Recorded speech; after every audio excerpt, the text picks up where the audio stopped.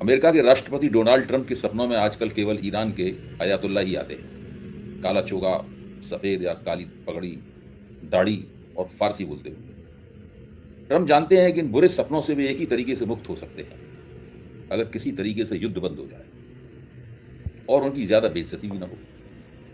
इसीलिए वे एक के बाद एक कलाबाजी खा रहे हैं और कलाबाजियां खाते खाते वे अपनी उस प्रतिभा का प्रदर्शन करने लगे हैं जिसे आम भाषा में थूक कर चाटना कहते हैं।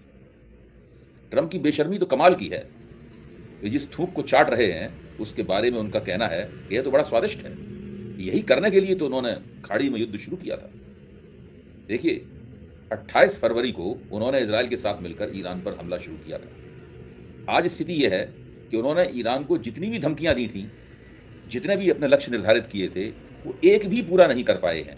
उन्होंने ईरान की 2-2,500 इमारतें गिरा दी, 3-4 हजार लोगों को मार दिया, 30-40 ईरान के नेताओं की हत्या कर दी, लेकिन इसके अलावा उन्हें कुछ भी प्राप्त नहीं हुआ है। अपने सारे लक्ष्यों को एक भी लक्ष्य को हासिल करने में विफल होने के बाद आज स्थिति यह है कि वो साफ तौर पर कह रहे हैं कि मैं 2-3 हफ्ते में इस युद्ध से बाहर निकल आऊंगा। इसे कहते हैं थूक कर चाटना और चाटे गए थूक को स्वादिष्ट बनाना। उन्होंने इस मुहावरे को ही बदल दिया है। दोस्तों, अब मैं एक एक करके आपको बताऊंगा कि डोनाल्ड ट्रंप ने क्या कहा था, लेकिन क्या हुआ, क्या थूका था और अब वो क्या चाटने जा रहे हैं। थोड़ी भाषा मेरी कड़ी है, लेकिन ये कड़ी भाषा जरूरी है। इस व्यक्ति ने अपने अपनी अहमकाना हरकतों से, अपने गुरूर से और अमेरिका की ताकत को सारी दुनिया के ऊपर एक बार नए सिरे से थोपने के मकसद से जो किया, उसको कतई माफ नहीं किया जा सकता। अमेरिका की जनता इस व्यक्ति से नवंबर के चुनाव में निपटेगी, लेकिन मैं भी आपको बताता हूं कि इसने क्या किया है और इसका अमेरिका को, डोनाल्ड ट्रंप को और सारी दुनिया को क्या क्या नुकसान हुआ है और भविष्य में क्या क्या नुकसान होने का अंदेशा है। और साथ में जो ईरान की रणनीति है जिसके कारण ये सब हो पाया, इसकी भी मैं चर्चा करूंगा। दोस्तों, अमेरिकी राष्ट्रपति डोनाल्ड ट्रंप ने कहा है कि ईरान के साथ चल रहा युद्ध अगले 2-3 हफ्तों में खत्म हो जाएगा। उन्होंने दावा किया कि अमेरिका अपना लक्ष्य हासिल कर चुका है और अब उनका मिलिट्री ऑपरेशन अंतिम चरण में है। वो इसको मिलिट्री ऑपरेशन कहते हैं, उसको वार नहीं कहते, क्योंकि उनका क्या, ये भी उन्होंने ही कहा है कि अगर वो वार कहेंगे तो उन्हें अमेरिकी संसद से इसके लिए इजाजत लेनी पड़ेगी। अगर वो उसे मिलिट्री ऑपरेशन कहेंगे तो उन्हें इजाजत लेने की जरूरत नहीं है। यानी दुनिया को उन्होंने ये भी बता दिया है कि अमेरिका किसी भी देश के ऊपर हमला कर सकता है और उसके लिए उसे उस देश के खिलाफ युद्ध घोषित करने की भी आवश्यकता नहीं है। यानी आज तक उन्होंने ईरान के ऊपर हमले को युद्ध की तकनीकी भाषा में घोषित नहीं किया।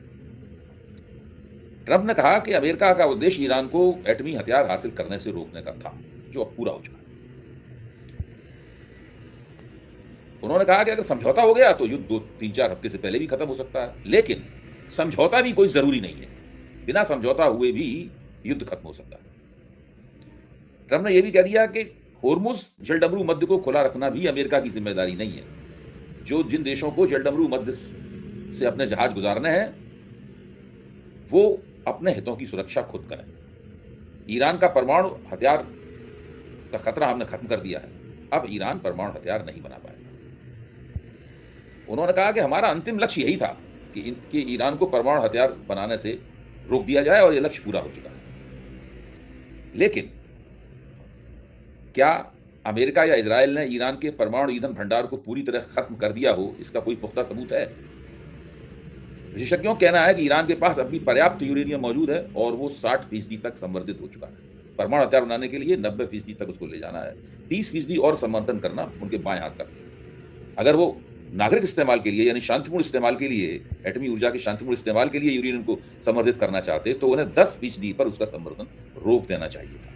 क्योंकि ईरान 60% तक उसको ले गया है, इससे स्पष्ट है कि ईरान जब चाहे तब परमाणु हथियार बनाने के लायक ग्रेड का यूरेनियम तैयार कर सकता है। और दुनिया की किसी भी एजेंसी ने आज तक नहीं कहा है कि अमेरिका और इजराइल बार बार ईरान पर किए गए हमलों के बावजूद ईरान की क्षमता को नष्ट कर पाए हैं। पिछले साल जून में 12 दिन तक अमेरिका और इजराइल ने भयंकर अपने बंकर बस्टर बम ईरान के ऊपर गिराए थे ताकि उसके तहखानों में जो यूरेनियम मौजूद है वो नष्ट हो जाए या उनके संयंत्र नष्ट हो जाएं। और ये दावा करके उन्होंने अपने आप युद्ध भी बंद कर दिया था कि सब कुछ ठीक हो गया, अब हम जीत गए। लेकिन फिर भी कुछ नहीं हुआ। ईरान उसी तरीके से जिस हालत में पहले था, यानी उसके पास जो एटमी क्षमता पहले थी, वो एटमी क्षमता आज भी मौजूद है। ट्रंप ने अपने सहयोगी देशों को भी बाकायदा ठेंगा दिखा दिया। कह रहे हैं अगर तेल चाहिए तो या तो हमसे खरीदो, नहीं तो हिम्मत है तो होर्मुज स्ट्रेट जाकर खुद ही तेल ले आओ। अमेरिका अब किसी देश की मदद नहीं करेगा। यानी ट्रंप की अब होर्मुज स्ट्रेट को खुलवाने में भी दिलचस्पी नहीं रही। ये वही होर्मुज स्ट्रेट है, इसके बारे में अभी 2 दिन पहले उन्होंने धमकी दी थी कि अगर होर्मुज स्ट्रेट ट्रंप नहीं खोला तो वो ईरान के ऊर्जा संयंत्र उड़ा देगा, ईरान का पानी साफ करने वाले संयंत्र उड़ा देंगे। ये सब बातें उन्होंने कही थी। अब वो कह रहे होर्मुज स्ट्रेट खुले या बंद हो जाए, हमारी कोई दिलचस्पी नहीं। कुल मिलाकर लब्बो लबाब ये है कि ट्रंप को जल्दी पड़ी है युद्ध से बाहर निकलने की। अब उन्हें ना इस बात की पुष्टि करने में दिलचस्पी है कि ईरान एटम बम बना सकता है या नहीं, न वे होर्मुज खुलवाने का दम भर रहे हैं, न ही वे ईरान के मिसाइल उत्पादन को प्रतिबंधित करना चाहते। बस वे किसी न किसी प्रकार अपनी खुली और निर्विवाद पराजय के ऊपर एक मनगढ़ंत जीत का बिल्ला चस्पा करके युद्ध से पीठ दिखाकर भागना चाहते हैं। कायरता बेमिसाल है। हालांकि अमेरिका की कायरता इतिहास में लिखी जा चुकी है। वियतनाम से भी इसी तरह भागा था वो, अफगानिस्तान से भी इसी तरह भागा था, इराक से भी इसी तरह भागा था, सीरिया से भी इसी तरह भागा था। इन देशों में वो सालों लड़ा था, तो यहां वो मेरे ख्याल से 1.5-2 महीने में भाग जाएगा। पहली नजर में तो यही लग रहा है कि ईरान से ट्रंप पीठ दिखाकर भागना चाहते हैं। हालांकि ट्रंप का कोई भरोसा नहीं है, हो सकता है उनकी आस्तीन में कोई नया तुरुप का पत्ता हो, लेकिन मुझे लगता है कि जितने उनके पास तुरुप के पत्ते थे वो सारे पत्ते फेंक चुके हैं। जो मेरीन कमांडो वहां गए हुए हैं अमेरिकी पोत त्रिपोली और अमेरिकी पोत बॉक्सर में भरकर, मेरे ख्याल से वो वहां कुछ दिन अपने ही पोत के ऊपर आराम फरमाकर वो वापस आ जाएंगे। क्योंकि अगर उन्होंने जमीन पर उतरकर एम्फीबियस ऑपरेशन करने की जरूरत की तो उसके लिए ईरान की शक्तिशाली थल सेना, ईरान थल सेना का देश है, तैयार बैठी हुई है। बड़े पैमाने पर अमेरिकी कमांडो मारे जाएंगे, या उनमें से कईयों को ईरान दबोच लेगा, अपने शिकंजे में ले लेगा, उनको बंधक बना लेगा, और फिर अमेरिका उन बंधकों के इर्द गिर्द उसी तरह घूमता रहेगा जिस तरीके से जब इस्लामिक क्रांति हुई थी तो तेहरान स्थित अमेरिकी एम्बेसी में बंधक बना लिए गए थे, उनके इर्द गिर्द घूमता रहा था। दोस्तों, ट्रंप की दिक्कतों की सबसे बड़ी वजह है ईरान की अनूठी और बेहद कामयाब समर नीति। उसने पहले तो युद्ध को हाइब्रिड बनाया, यानी एक तरफ बमबारी का जवाब मिसाइलों से देना जारी रखा, दूसरी तरफ होर्मुज रोककर सारी दुनिया को ऊर्जा संकट में ढकेल दिया। इससे हर जगह युद्ध विरोधी मानसिकता बनी, अमेरिका पर दबाव बना। उसके बाद उसने एक और काम किया। उसने कहा कि वह अमेरिका की आईटी कंपनियों के खाड़ी के देशों में जो दफ्तर हैं और डेटा सेंटर हैं उन्हें भी उड़ा देगा। इस अंदेशे ने अमेरिका के हाथ पांव फैला दिए। ट्रंप को और अमेरिका को इससे कई बड़े नुकसान हुए। पहला नुकसान यह हुआ है कि दूसरे विश्व युद्ध के बाद पहली बार पश्चिमी यूरोप ने खुद को अमेरिका के दबदबे से आजाद कर लिया है। अब अमेरिका के राष्ट्रपति कह रहे हैं कि नाटो से बाहर निकलने पर वे गंभीरता से गौर कर रहे हैं।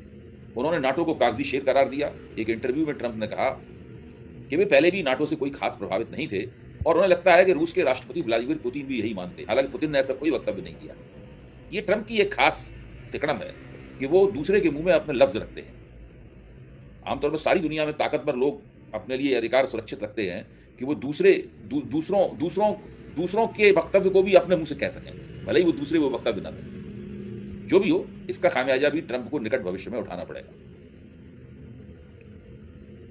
ट्रंप ने कहा कि अमेरिका हमेशा अपने साथियों के साथ खड़ा रहा है, लेकिन इस बार कोई भी अमेरिका के साथ नहीं आया। उन्होंने यूक्रेन का उदाहरण देते हुए कहा कि वहां भी अमेरिका ने मदद की थी, लेकिन वही समर्थन अमेरिका को नहीं मिल रहा है। ट्रंप का यह बयान तब आया है जब नाटो देशों ने ईरान की जंग में अमेरिका का साथ देने से पूरी तरह इनकार कर दिया है। स्पेन ने अमेरिका के लिए अपना एयर स्पेस बंद कर दिया है, वहां से अमेरिकी जहाज नहीं गुजर सकते। यहाँ तक कि फ्रांस ने मना कर दिया है कि हमारे हवाई अड्डों पर आपको अपने जंगी जहाज उतारने की जरूरत नहीं है। अमेरिका चाहता था कि नाटो के देश होर्मुज स्ट्रेट खुलवाने के लिए वहां अपना युद्धपोत भेजें, लेकिन सब ने मना कर दिया। कुछ ने हिचक के साथ मना किया, कुछ ने तत्परता से मना कर दिया। यानी जो नाटो देश हैं, पश्चिमी यूरोप, अब अमेरिका के अंगूठे के तले नहीं है। दोस्तों, समस्या क्या है? समस्या कुछ भौगोलिक भी है। होर्मुज के पानियों में युद्ध करने के लिए कोई तैयार नहीं है, क्योंकि अगर ये युद्ध हुआ तो समुद्र के पानी के भीतर से गुजरने वाले 97% ग्लोबल डेटा के बंदोबस्त को नुकसान पहुंच सकता है। इंटरनेट की पाइप समुद्र के भीतर से जाते हैं, उसकी पाइपिंग समुद्र के भीतर से जाती है, यानी इंटरनेट डैमेज हो सकता है। अगर ऐसा हुआ तो सारी दुनिया में इंटरनेट शुरू हो जाएगा और विश्व अर्थव्यवस्था की उत्पादकता में बहुत भारी गिरावट आएगी। ट्रंप और अमेरिका को दूसरा सबसे बड़ा नुकसान यह हुआ है कि जिस ईरान के तेल पर वे कब्जा करना चाहते थे, वह न केवल अपना यानी दुनिया का 4% तेल अपने कब्जे में रखने में कामयाब रहा, बल्कि उसने होर्मुज पर नियंत्रण करके दुनिया में 20% तेल और 20% गैस के व्यापार को भी अपनी इजाजत के मातहत कर लिया है। अब ईरान तय करता है कि होर्मुज में शिपिंग के लिए, होर्मुज स्ट्रेट में शिपिंग के लिए जितना समुद्र की जो गहराई चाहिए वो एक बहुत छोटा सा इलाका है, और जो ईरान के दक्षिणी तट से जुड़कर जाता है। ईरान ने वहीं पर अपनी सुरंगें बिछाई हैं, वहीं अपने क्रूज मिसाइल तैनात किए हैं, और ईरान ने वहाँ पर टोल बूथ बना दिया है। वो देखता है कि किस जहाज में कौन सा माल है। अगर तेल और गैस होता है तो वो देखता है किस देश का है, उसके हिसाब से होता है। अगर दूसरा माल है तो वो लोग उससे टोल टैक्स वसूलते हैं, और टोल टैक्स होता है लाखों डॉलर में। यानी प्रतिदिन जितने जहाज वहाँ से गुजरते हैं वो सब ईरान को एक खिराज देते हैं, लाखों डॉलर का खिराज देते हैं, जो कि ईरान के अकाउंट में उसकी अपनी मुद्रा में जमा करना पड़ता है। जब वो जमा हो जाता है तब उनको वहाँ से निकलने की इजाज़त दी जाती है। यानी ईरान ने कभी कल्पना भी नहीं की थी उसे इस प्रकार की आमदनी होगी। ईरान ने कभी कल्पना भी नहीं की थी कि वो होर्मुज स्ट्रेट के ऊपर इस तरीके से अपना कब्जा कर लेगा। दोस्तों, ट्रंप को तीसरा सबसे बड़ा नुकसान यह हुआ है कि अमेरिका की कमजोरियों पर पड़ा ताकत और महाशक्ति के दबदबे का पर्दा पूरी तरह फाश हो चुका है। मसलन जैसे ही ट्रंप ने कहा कि वे ईरान के बिजली संयंत्रों और तेल गैस भंडारण को नष्ट कर देंगे, वैसे ही ईरान ने कहा कि वह मिडिल ईस्ट में अमेरिका की आईटी और आर्टिफिशियल इंटेलिजेंस की कंपनियों के दफ्तरों, शोरूमों, डेटा सेंटरों, क्लाउड इंफ्रास्ट्रक्चर को उड़ा देगा। ईरान ने दरअसल गूगल और एप्पल समेत 18 अमेरिकी कंपनियों के ऑफिस पर हमले की धमकी दी है। रिवोल्यूशनरी गार्ड्स ने अपना एक स्टेटमेंट नंबर 51 जारी किया है, जिसमें उन्होंने कहा है कि ये कंपनियां अपनी टेक्नोलॉजी से अमेरिका के युद्ध प्रयासों की मदद कर रही हैं। इस तरह वो अमेरिका के इस आतंकवादी हमले के साथ जुड़ी हुई आतंकवादी संस्थाएं हैं, आतंकवादी कंपनियां हैं, और उन्हें अधिकार है कि इन कंपनियों को उसकी सजा दी जाए। इसलिए उनके ऑफिसों को और उनके जो डेटा सेंटर हैं, इन सबको उड़ा दिया जाएगा। उन्होंने आज, जब आप ये वीडियो देख रहे हैं, मैं आपको बता रहा हूं, भारतीय समय के अनुसार 10:30 बजे तक का अल्टीमेटम आज की तारीख में दिया है। ईरानी समय के अनुसार 8 बजे और भारतीय समय के अनुसार 10:30 बजे तक का अल्टीमेटम दिया है। इस वीडियो को सुनने के बाद आप देखिए कि क्या ईरान ने वो हमले किए, या उनके हमलों से डरकर अमेरिका ने मुंह छिपा लिया, इसलिए ईरान ने भी अपने हमले मुलतवी कर लिए। हम सब लोग चाहते हैं कि हमले ना हो, लेकिन ईरान को अपनी आत्मरक्षा करने का पूरा अधिकार है। ईरान के इस्लामिक रिवोल्यूशनरी गार्ड्स कॉर्प्स ने 18 बड़ी अमेरिकी ईरानी कंपनियों को धमकी दी है, चेतावनी दी है कि ईरान के खिलाफ दुश्मनी भरी युद्ध मुहिम में शामिल होने के कारण उनके रीजनल दफ्तरों को निशाना बनाया जाएगा। वहां रहने वाले लोगों से रिवोल्यूशनरी गार्ड्स ने कहा है कि वो उस जगह छोड़कर चले जाएं और वहां से 1-1 किलोमीटर दूर चले जाएं, क्योंकि जब हमला होगा तो कुछ भी हो सकता है। मिसाइलें इधर उधर गिर सकती हैं और उनको जान और माल का बहुत बड़ा नुकसान होगा। ईरान की सरकारी मीडिया प्रेस टीवी ने कहा है कि इन कंपनियों ने जासूसी करके ईरान के अंदर अमेरिकी इजरायली आतंकी ऑपरेशंस में भी मदद की है। इन कंपनियों को जवाबी हमलों के लिए तैयार रहना चाहिए। रिवोल्यूशनरी गार्ड्स ने साफ किया कि 1 अप्रैल को ईरान के समय के अनुसार रात 8 बजे से शुरू होने वाले ये हमले बहुत विनाशकारी होंगे। उन्होंने एक लंबी हिट लिस्ट तैयार की, इसमें दुनिया की सबसे जानी मानी टेक्नोलॉजी और इंडस्ट्रियल कंपनियां शामिल हैं। इन कंपनियों में एप्पल है, गूगल है, मेटा है, माइक्रोसॉफ्ट के नाम शामिल हैं। उसमें ह्यूलेट पैकार्ड यानी HP है, इंटेल है, IBM है और सिस्को जैसी जरूरी हार्डवेयर और इंफ्रास्ट्रक्चर देने वाली कंपनियां हैं। उसमें टेस्ला है, जो निश्चित रूप से टेस्ला की टेक्नोलॉजी अमेरिकी युद्ध मंत्रालय के काम आ रही है। उसमें IBM है, उसमें ओरेकल है, JP मॉर्गन है और बोइंग जैसी कंपनियां हैं जो कि हथियार बनाती भी हैं, हवाई जहाज बनाती हैं और एयर डिफेंस सिस्टम बनाती हैं। ईरान ने एलॉन मस्क की सैटेलाइट इंटरनेट सर्विस स्टारलिंक को भी निशाना बनाने की धमकी दी है। ईरानी मीडिया के अनुसार इस नेटवर्क को लीगल टारगेट घोषित कर दिया है। अल जजीरा की रिपोर्ट में कहा गया है कि स्टारलिंक की मौजूदगी बहरीन, कुवैत और यूनाइटेड अरब अमीरात जैसे खाड़ी के देशों में भी है। ईरान में जारी इंटरनेट ब्लैकआउट के बावजूद कुछ लोग संचार के लिए स्टारलिंक का इस्तेमाल कर रहे हैं, लेकिन ईरान को स्टारलिंक पर हमला करने में जरा भी संकोच नहीं होगा।